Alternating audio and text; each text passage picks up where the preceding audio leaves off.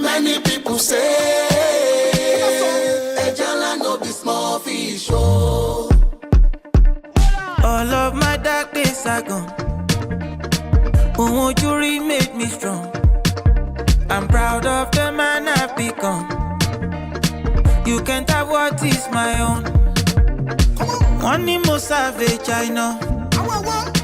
The more you look less, you know. My money where they can go. And me must save my. We rolling in dollars, show more fatai. Molo mobo motu ala Dubai. Energy fugoni madon wokai. Baba tani shem. Money, many people. Many people. Many people. Many people.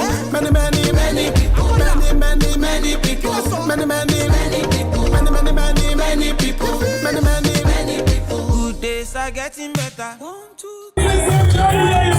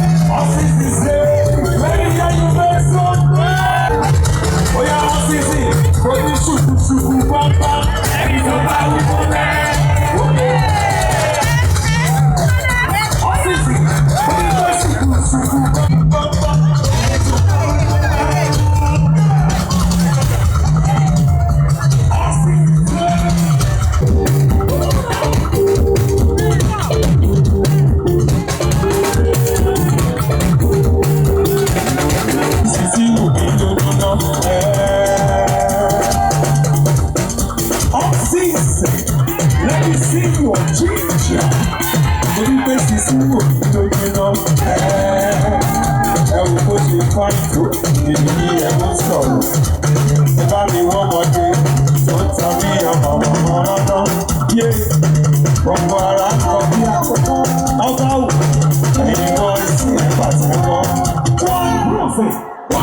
Ladies and gentlemen, in the same vein, with the same energy, I present to you Quadrant MSL.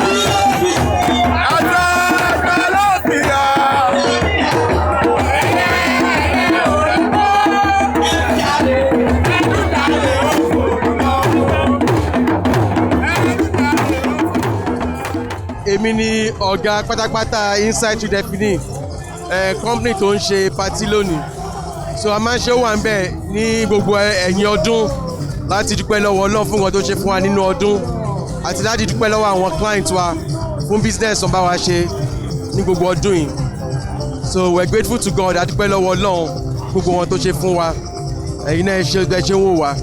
Ní ọjọ́ òní inú mi dùn gan-an, like inú mi dùn gidi gan-an nítorí pé àwọn Yorùbá máa ń sọ pé ọmọ tó bá ṣiṣẹ́ déédéé ó ní láti jẹ̀gbádùn ní déédéé. A jẹ́ iléeṣẹ́ kan tí ò mú iṣẹ́ wa kéré, gbogbo ara la fi ń ṣiṣẹ́, gbogbo ìgbà la ń ṣiṣẹ́. So tó bá ti di ìparí ọdún báyìí, gẹ́gẹ́ bí HR mo máa ń parapọ̀ pẹ̀lú àwọn ọ̀gá wa láti ensure pé àwọn èèyàn ní ìgbádùn. A fi àsìkò yìí sílẹ̀ fún àwọn èèyàn láti túra lẹ̀, láti túraká, láti gbádùn ara wọn. So lérò ọjọ́ ìní yìí báyìí, bí ṣe ń wo gbogbo àwọn èèyàn tó ń jó, tó ń jẹun, tínú wọn ń dùn, inú tèmi gan ń dùn fúnra mi. Owambe tó máa jẹ́ alákọ̀ọ́kọ́ tí mo máa kọ́ yá kópa níbẹ̀ nìyí inú mi dẹ̀ dùn púpọ̀ láti jẹ́ nǹkan náà àwọn òṣìṣẹ́ tó kópa ní fún ìtàlákọ̀ọ́kọ́ torí mo ní àǹfààní láti rí ọ̀pọ̀ èèyàn àwọn èèyàn tí mi láǹfààní láti rí bí àwọn client tá à ń bá ṣiṣẹ́ tó yẹ pé a kò fojú rí wọn rí ṣùgbọ́n ó wà ń bẹ̀ yìí fún mi láǹfààní láti rí wọn kí ẹni tá à ń bá ṣiṣẹ́ yìí àwọn tá à ń bá ṣiṣẹ́ nìyí.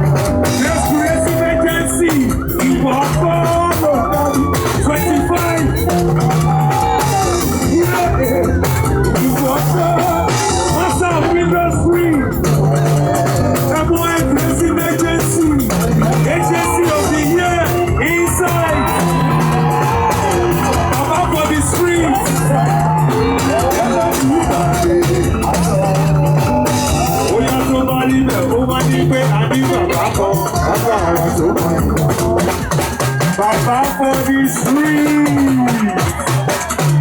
Àwọn baba for the Owambe.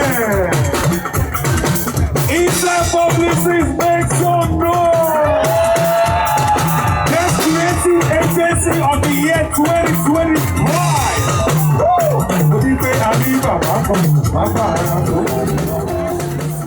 Fún yíyá yìí end of the year party náà là ń ṣe Owambe 3.0 inú wa dùn gan-an bí Ọlọ́run ṣe keep wa ní 2025 yìí iṣẹ́ tá a ti ṣe láti January títí di December a dúpẹ́ fún Ọlọ́run ìgbádùn náà la wà 90 years Ọlọ́run ti ṣeun fún wa nítorí ẹ̀ ni àwa dúpẹ́ àwa yọ̀.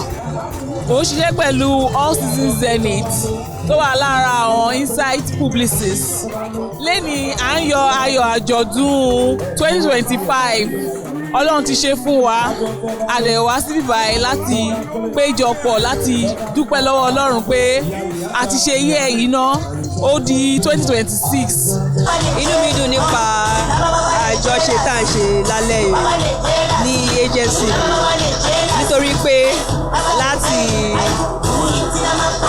beginning of this year a ti ṣiṣẹ́ kárakára láàárọ̀ o lálẹ́ o a máa ń ṣe iṣẹ́ gan ni so àkókò yìí tó wá yọ sílẹ̀ pé ká fi mú ara wa dùn ká fi ṣe ayẹyẹ kọ́bí tu wa lára is a very welcome development inú mi dùn sí gan torí mi ò ṣeré rí láti bẹ̀rẹ̀ ayé ọdún yìí mi ò ṣeré mi ò jáde kankan mi ò lọ anywhere but party yìí ni mo ti túraká ni mo ti jó ni mo ti rẹ́rìn dáadáa torí ẹni tó bá ṣiṣẹ́ ó yẹ kí ó ní láti ní time láti fi jẹ gbádùn.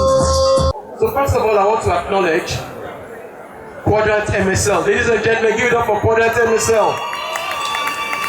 MSL is the predominant and the leading PR agency in this entire country. For Quadrant MSL. Ladies and gentlemen, please give it up for Media Perspectives. Ladies and gentlemen, give it up for Digitas Lagos.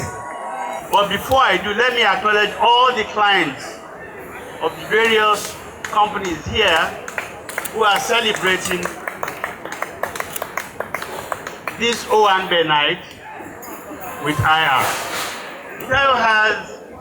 It's very lucky. He has some of the most wonderful people here tonight working with him. And I want to congratulate all of you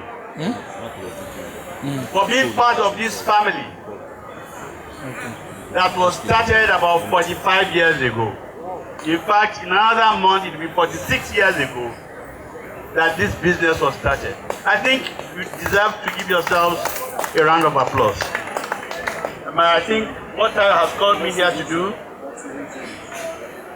is to give the award to the IR Agency of the Year for 2025.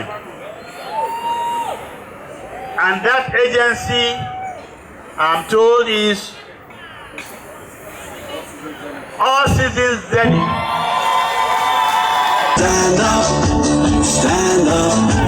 for the champions, for the champions. Stand up for the champions, for the champions. Stand up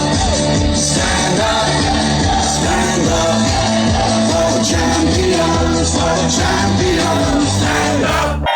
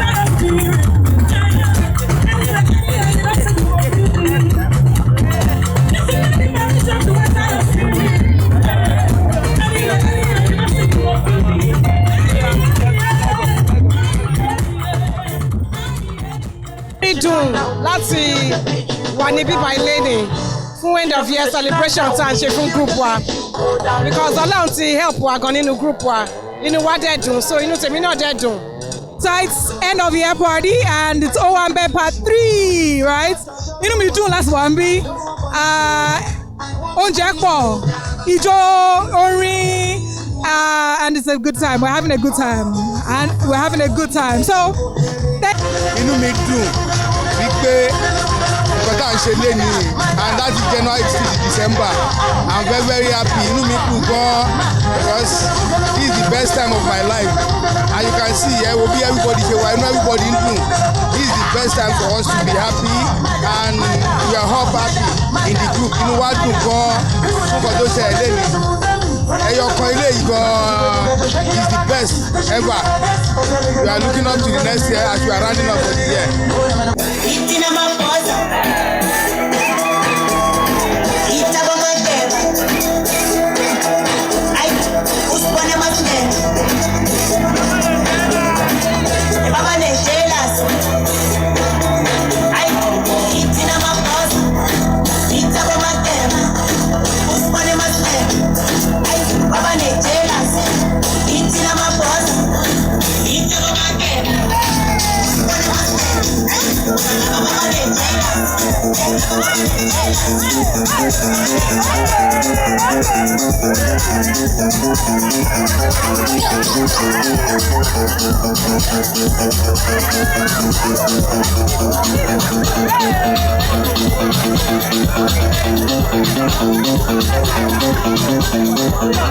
Thank you so much. Mo dúpẹ́ gidi gan lọ́wọ́ àwọn ọ̀gá wa ní ilé iṣẹ́ yìí. Ọlọ́run dá ìní wa títí di 2026 lágbára Ọlọ́run.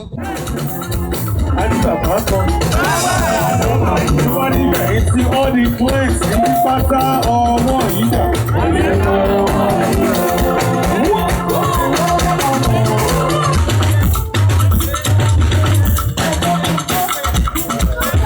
Bàbá mi bí ọdún ṣó bá ń jọ ayé pé àwa ti ní bàbá kan bàbá ara tó máa ń yọ kan. Ó ti pé a ní bàbá kan bàbá ara tó máa ń yọ kan. Yọ́dún ní bàbá kan bàbá ara tó máa ń yọ kan. Ọmọ ṣó bá ń jọ ní bàbá kan bàbá ara tó máa ń yọ kan. Ìlú ayé pé bàbá ara tó máa ń yọ kan. Àwa ti ní bàbá kan. Ó yá bí ọdún ní Olúwa ẹ tóbi o. Nítorí bí ọdún Olúwa ẹ tóbi.